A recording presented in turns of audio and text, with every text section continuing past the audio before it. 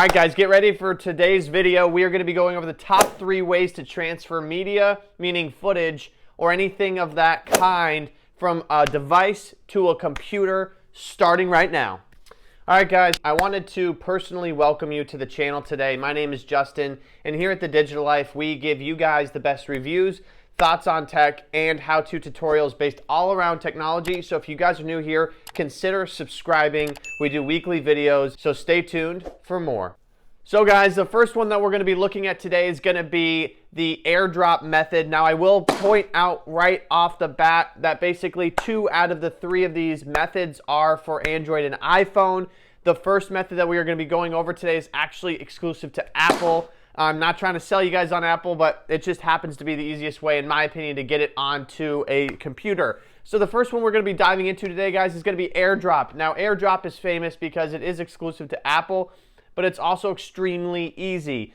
Having both devices, meaning a computer, MacBook, any kind of Mac, on Bluetooth with AirDrop turned on, and having any Apple device, meaning iPhone, iPad, anything like that, with Bluetooth and AirDrop turned on, is simply a tap away. Now, AirDrop is really cool. The only thing I have noticed is you have to be within range, which kind of makes sense because you are transferring a big file over from one device to the other. The transfer times are anywhere from 30 seconds to a minute and a half, but I've really only tried this with small files and not like big done projects, so consider that before trying. However, AirDrop is going to be the best bet, guys, if you guys are new to the Apple ecosystem and looking for an easy, fast, and efficient way to transfer your media from Apple devices. AirDrop is completely free and comes out of the box with your devices, making it the absolute best decision at this point. Now, the one thing I will say is that AirDrop does not make it easy for storing things,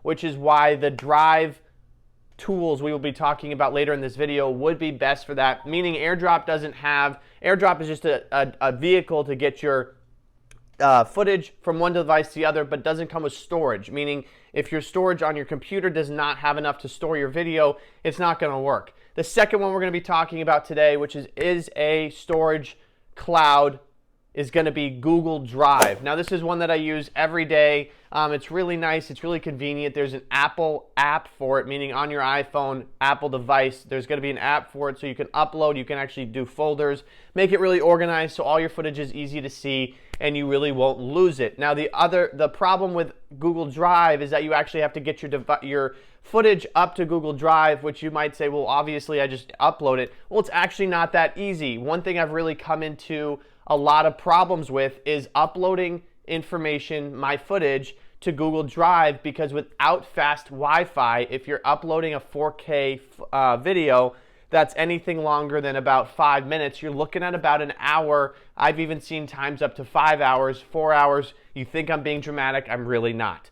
So unfortunately, guys, unless you have a coffee shop close by or anything like that. The one thing I will say, guys, just to be very clear, is if you are doing 1080p footage or 720 or something that's really not high intensive, meaning a lot of gigabits, then you're going to be fine with Google Drive. However, before you sign up for Google Drive, make sure you have a fast upload connection. A lot of people confuse upload and download.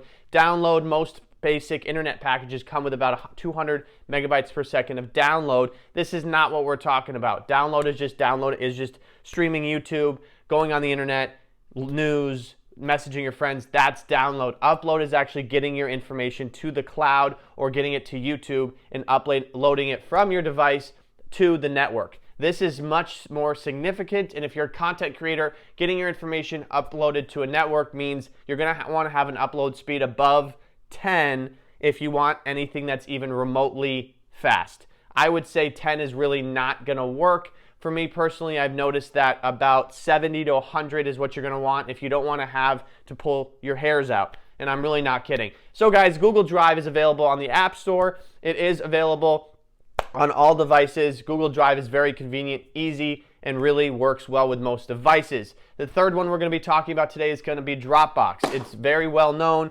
I don't use it very much, but it is an option to put in here. Now, Google Drive and Dropbox both do have storage options. What do I mean by this? It means that when you transfer your footage to the drive, there's actually storage there. So if you don't want to actually have an external hard drive and you don't want to fill up your computers, you can actually pay for storage. So Google Drive, Dropbox go up to, I think, 200 terabytes. So if you're somebody looking for extra storage and a place to transfer your information to without having to actually plug your phone into your computer, these are all going to be the best strategies. Now, like I said, AirDrop does not have a storage capacity option, meaning if you actually need more storage on that device, it's just a Band-Aid and a vehicle by using AirDrop. The other ones do. Dropbox and Google Drive, if I had to pick, I just have more experience with Google Drive, but Dropbox still works fine.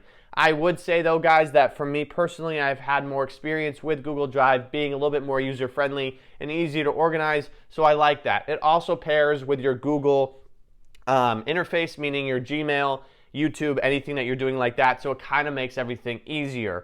One thing I will recommend, guys, if you guys are using these storage capacities, is to start small and then go up, because deleting things is easier than paying for a lot of money, and it can be overwhelming to pay $20 a month for something that just seems kind of outrageous. However, guys, if you guys are doing 4K footage, definitely consider going for a high storage capacity, because one thing I've really been shocked with my content creation is that I'll make a 10-minute video and it turns out it takes forever to upload, and it's actually a huge file. 4K is just massive. So anyways, guys, this is my top 3 favorite ways to transfer footage and information from device to device, and top 2 best ways to store your information on the cloud. This is just from TheDigitalLife, providing the best reviews, thoughts on tech, and how-tos tutorials based all around technology. We'll see you next time.